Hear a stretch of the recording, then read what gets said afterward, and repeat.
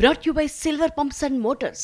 Top quality और consistent performance के लिए सिर्फ सिल्वर पंप्स नाम याद रखना. పాకిస్తాన్ పై భారత్ దౌత్య యుద్ధం ఉధృతమైంది.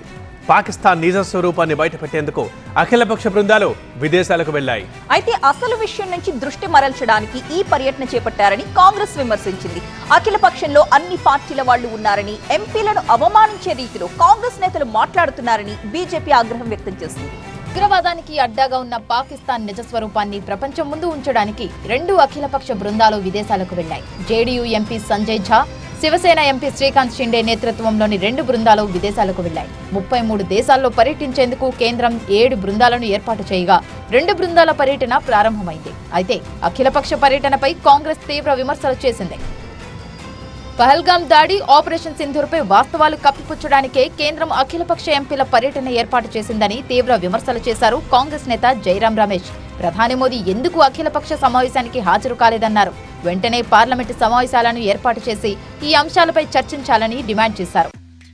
ఏ రాజు, ఎవరా అమ్మాయి? ఇది మ్యారేజ్ ఇన్విటేషన్ కాదు, నేను కొత్త బిజినెస్ స్టార్ట్ చేస్తున్నాను. కానీ ఎలా?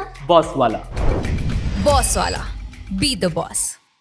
तो मैं समझता हूँ ये तो एक डाइवर्जन है, ध्यान हटाने का एक और प्रयास है. तो असली मुद्दे हम उठा रहे हैं, असली मुद्दे हम उठा रहे हैं चीन को लेकर, पाकिस्तान को लेकर, आतंकवाद हमले जो हुए हैं. देखिए, आज भी पहलगाम के आतंकवादी को पकड़ा नहीं गया है, आज भी वो लापता है, यहाँ वहाँ चल घूम रहे हैं.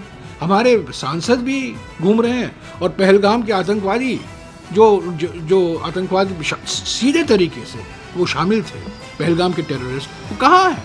वो गिरफ्तार तो नहीं हुए, मारे तो नहीं गए हैं. तो उसकी जो सवाल उठाते हैं हम, जो सुरक्षा चूक हुई है, जो इंटेलिजेंस फेलियर हुआ है, जिन्होंने अधिकारियों ने खुद माना था पहले सर्वदलीय बैठक, तो ये तो असली मुद्दे हैं, गंभीर मुद्दे हैं. और हम सांसदों को भेज रहे हैं दूसरे देशों में, और जिस तरीके से ऑपरेशन सिंदूर का राजनीतिकरण हो रहा है. అయితే విదేశాలకు వెళ్లి దేశాన్ని విభజించే మాటలు మాట్లాడటం కాంగ్రెస్ నేతలకు అలవాటు అని విమర్శించారు బీజేపీ నేత సుధాంశు త్రివేది. తమ ప్రభుత్వం మాత్రం అన్ని పార్టీల ఎంపీలను అఖిలపక్షంలో తీసుకెళ్తుంటే వాళ్లను అవమానించే రీతిలో జైరాం రమేష్ మాట్లాడుతున్నారని అన్నారు సుధాంశు త్రివేది.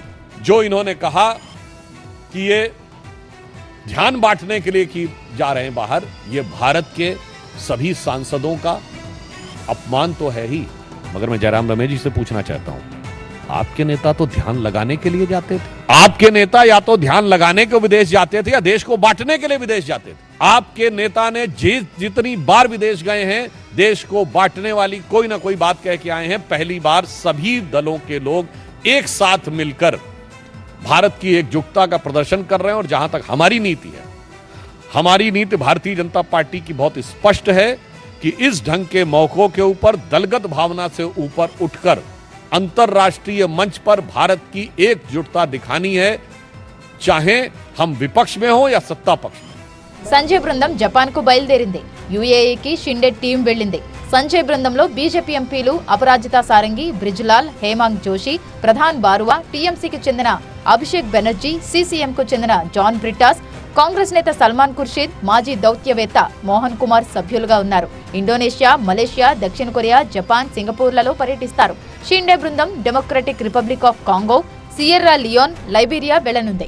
పాకిస్తాన్ కపట నాటకాన్ని ఎండగట్టే బాధ్యతను ఎంపీలు, మాజీ ఎంపీలతో కూడుకున్న 7 బృందాలకు అప్పగించారు. అఖిలపక్ష బృందాలు పర్యటించే 33 దేశాల్లో 15 దేశాలకు భద్రతా మండలిలో సభ్యత్వం ఉంది. 5 దేశాలకు శాశ్వత సభ్యత్వం, 10 దేశాలకు తాత్కాలిక సభ్యత్వం తాజాగా దౌత్య యుద్ధం ప్రారంభించింది.